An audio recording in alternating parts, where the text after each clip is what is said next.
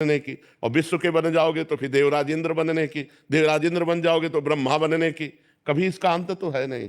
ये बहुत सुंदर तुम्हारी बुद्धि काम कर रही। नाम जप करो, बहुत अच्छे व्यक्तित्व वाले बन जाओगे। और जब नाम है ना, तो चाहे जितना धन एकत्रित कर लो, हमारी बात मान लेना, नाम रूपी धन तुम एकत्रित करो, उसे भजा लो, जितने बड़े धनी बनना चाहो बन जाओगे।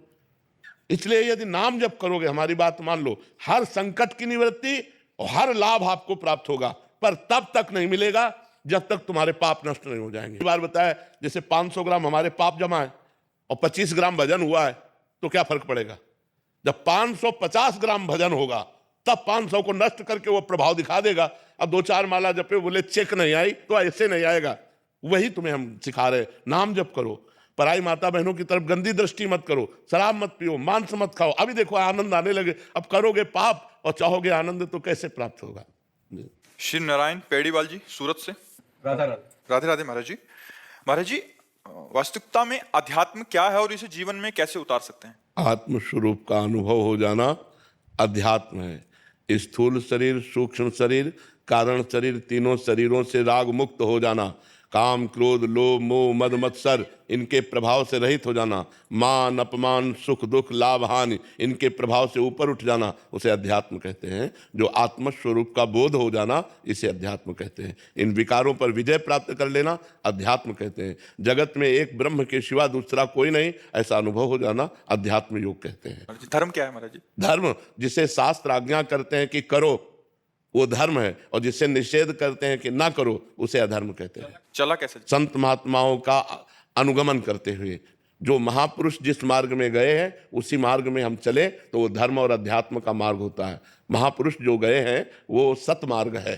जो महापुरुषों के द्वारा मार्ग चयन किया गया है, उस मार्ग, जैसे रोड बना है, हम रोड पे चले तो सुविधा रहेगी, नया मार्ग तो हम फंस जाएंगे। ऐसे ही जिसमें महापुरुष गए हैं उसी मार्ग पर हम चले तो हम भगवत प्राप्त हो जाएंगे, हम आत्मबोध प्राप्त कर लेंगे, हम धर्म का संचय कर पाएंगे। मनमानी आचरण से नहीं इस मार्ग में चला जाता, गुरु आज्ञा के अनुसार चला जाता है। किसी भी महापुरुष का आश्रय लेकर उनकी आज्ञा के अनुसार हम चले तो परमार्थ पर हम चल सकते हैं, परमार्थ को हम समझ सकते हैं। नहीं तो हमारा मन बुद्धि के अनुसार चलना वो जागतिक ही होगा, भागवतिक तो होगा आध्यात्मिक गुरु के द्वारा। वास्तविक जो अध्यात्म में चल रहे, ड्रामेबाजी नाटक और पाखंड की बात अलग है। जो वास्तविक परमार्थ में चल रहे, प्रभु से प्रार्थना करना चाहिए कि हमें ऐसे संत का संग मिले जो आपसे जुड़ा हुआ है, जो वास्तविक परमार्थ पे चल रहा है। ऐसे संत का अनुगमन करने से अध्यात्म योग की प्राप्ति हो जाती है, धर्म का संचय हो जाता है, भगवान की कृपा से भगवान का अनुभव हो जाता है। योगेंद्र सिंह जी, आ जाएगा।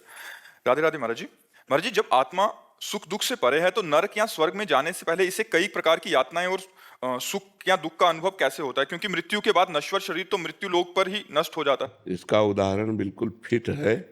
जब आप सैया पे सोए होते हो तो स्थूल शरीर सोया होता है ना, तो स्वप्न में जो सुख दुख होते हैं ना, लेकिन नहीं होते, लेकिन अनुभव में आते हैं ना। स्थूल शरीर तो पड़ा रहता है। सूक्ष्म शरीर से आप जब स्वप्न देखते हैं तो स्वाप्निक जो सुख दुख होते हैं वो अनुभव में आता है ना। ऐसे स्थूल शरीर तो जल जाता है, लेकिन सूक्ष्म शरीर जाता है। और आत्मा एक प्रकाश है, आत्मा एक पावर है। आत्मा कोई व्यक्ति नहीं है, वो पावर है। वो सूक्ष्म शरीर को पावर देता है, और भोग जब सूक्ष्म शरीर भोगता है तो अनुभव आत्मा को होता है। आत्मा को कोई कष्ट नहीं होता। नैनम छिन्दन्ति शस्त्राणि नैनम दहति पावका न चैनम क्लेदयन्त्यापो न शोषयति मारुता।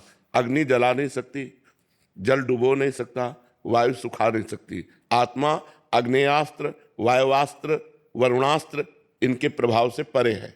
लेकिन जैसे स्वप्न में कोई दुख ना होने पर भी हमें दुख या सुख का अनुभव होता है।